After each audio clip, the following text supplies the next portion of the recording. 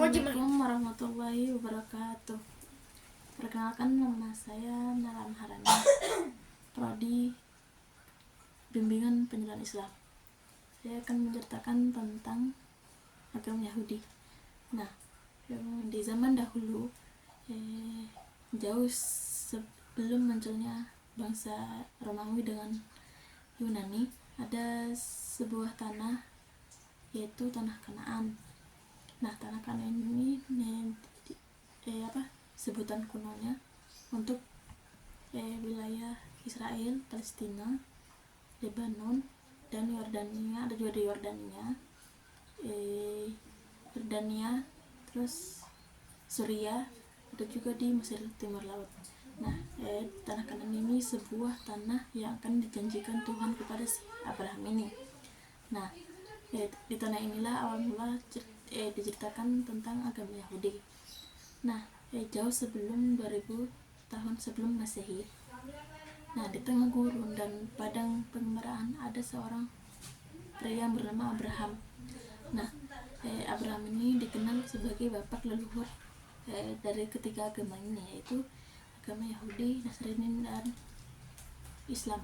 Nah, Abraham ini juga bukan berasal dari tanah Kanaan, tapi dia berasal dari kota Ur yang ada di Irak. Nah, kota Ur dulu ini dikenal sebagai kota yang sangat maju dan sistem kepercayaannya. Mereka juga menyembah banyak dewa-dewi tapi di tengah masyarakatnya ini ada sebuah patung dan kuil-kuil untuk dewa-dewinya. Nah, si Abraham ini pun terheran-heran kenapa mereka menyembah patung dengan kuil-kuil ini. Tapi kan di dunia ini yang menciptakan kan si Tuhan, bukan si mereka ini, si kuil dengan patung-patungnya. Nah, menurut tradisi Yahudi di malam hari, Abraham ini Tuhan ini berbicara kepada si Abraham ini ya. Nah, Tuhan pun memerintahkannya kepada si Abraham untuk meninggalkan negeri asalnya. Nah, untuk pergi ke tanah Kanaan ini, yang akan ditunjukkan oleh Allah, bukan Allah, Tuhannya. Nah, Tuhan ini akan menjanjikan si Abraham ini untuk tanah ini akan menjadi milik keturunannya. Nah, Abraham ini pun menaati perintah si Tuhannya. Nah, dia pun bergegas untuk pergi ke tanah ini tanpa diketahui Sarah sama rombongannya. Nah, mereka pun pergi sesuai dengan petunjuk Tuhannya. Nah, sesampainya di tanah Kanaan, Tuhan pun kembali berbicara kepada si Abraham ini dan membuat sebuah perjanjian. Nah, dalam perjanjiannya ini, Tuhan pun berjanji kepada keturunannya si Abraham ini akan jadi bangsa yang sangat besar. Nah, sebagai tanda perjanjian ini sah, Tuhan pun memerintahkannya kepada laki-laki keluarganya untuk disunat terlebih dahulu. Nah, itulah sunat, adanya sunat di tradisi si Yahudi ini. Nah, Abraham pun kemudian menikah sama si Hagar. Nah, Hagar ini budak Mesir. Nah, seorang Mesir toh. Nah, kenapa begitu? Karena si Sarah ini kan sudah lama menikah sama si Abraham, tapi tidak hamil juga. Nah, si Sarah ini pun menyuruh si Hagar ini untuk menikah dan memiliki seorang anak, yaitu yang bernama Ismail. Nah, lama si Sarah ini pun mulai melahirkan seorang Ishak. Nah, Ishak pun memiliki dua anak juga, yaitu yang bernama Esau dan Yakub. Nah, Yakub pun kan anak kedua dari Ishak. Nah, dia pun memiliki berkat dari Tuhannya. Nah, Yakub pun memiliki anak yang bernama memiliki si anak itu berjumlah 12 anak.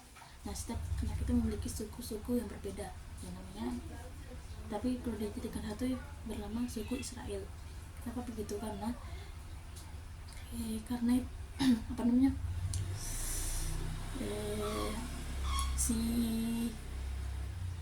si Yakub ini setiap malam itu dia bergumul kepada si Tuhannya. Dari kejadian itu dia pun diubah menjadi namanya Israel. Nah, si Yakub ini pun menjadi nenek moyang dari 12 suku Israel ini. Nah, anak-anak Yakub pun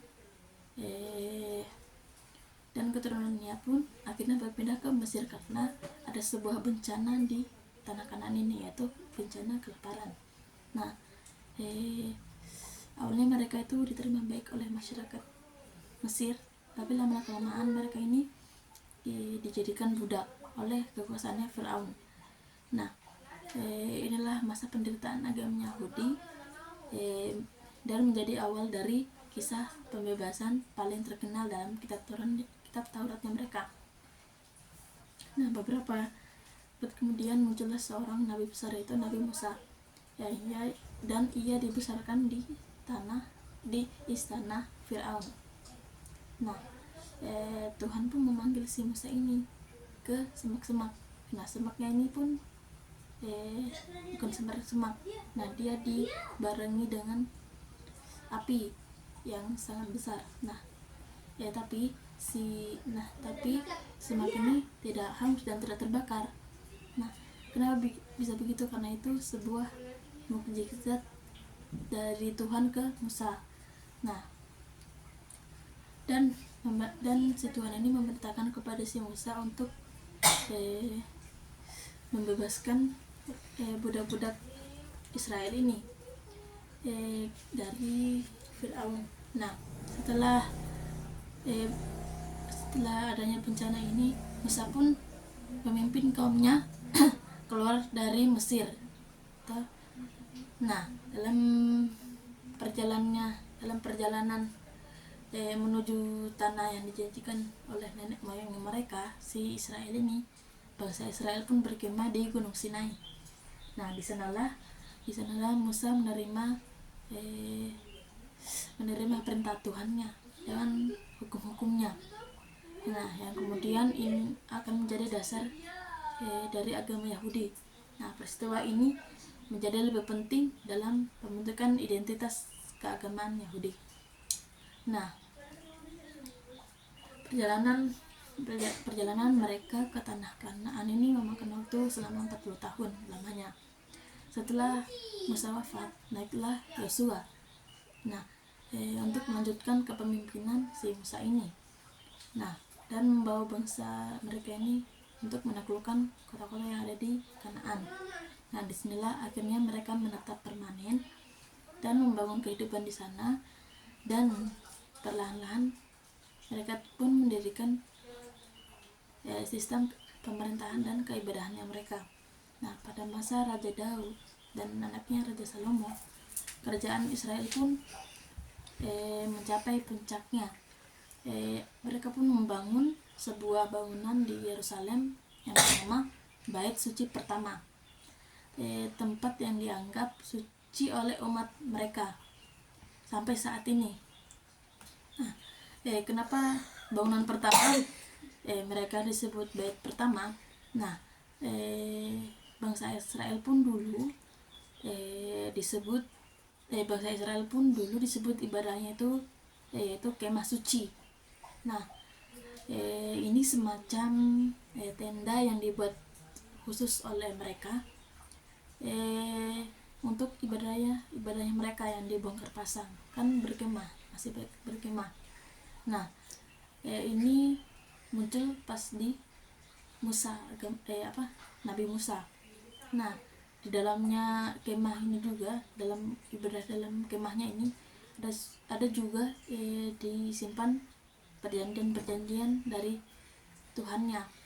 Nah, jadi kemah yang disebut Bait Suci Perjalanan. Nah, sebelum ada bait, orang Israel pun sudah beribadah, tapi mereka masih berpindah-pindah, toh. Nah, terus namun kejayaannya ini tidak bertahan lama. Kerajaannya mereka pun dipecah, terpecah belah, terus dijajah, dan rakyatnya pun diasingkan ke Babilonia. Nah, meskipun demikian, agama Yahudi ini tidak lenyap, tidak lupa toh. Justru di tengah pembuangannya mereka, mereka ini menuliskan kitab-kitab sucinya mereka. Nah, untuk membangun sinagoga. Nah, sinagoga ini sebagai tempat belajarnya mereka dan ibadah mereka. Kan mereka diasingkan, dibuang toh. Nah, mereka pun belajar dan beribadah. Itu yang dinamakan sinagoga. Nah, serta mempertajam identitas mereka sebagai umat yang berpegang pada perjanjiannya Tuhan dan hukum-hukumnya. Nah, dari sinilah agama Yahudi ini terus berkembang sebagai tradisi keimanan yang teguh, terus yang tidak hanya berdasarkan tanah dan kerajaan, tapi mereka berdasarkan ikatan perjanjian dengannya Tuhan. Nah, ada juga hukum Tauratnya, terus pengharapan akan datangnya Mesias. Mesias ini seorang utusan yang akan memulihkan mereka atau untuk membawa keadilan di seluruh dunia. Nah, begitulah cerita awal mula agama Yahudi lahir, dari panggilan iman, terus seorang pengembara yang bernama Abraham, terus diperkuat oleh perjuangan dan penderitaannya di Mesir, dan ditugaskan oleh hukum yang diturunkan pada Musa. Nah, itulah cerita dari agama Yahudi. Sekian dan terima kasih. Assalamualaikum warahmatullahi wabarakatuh.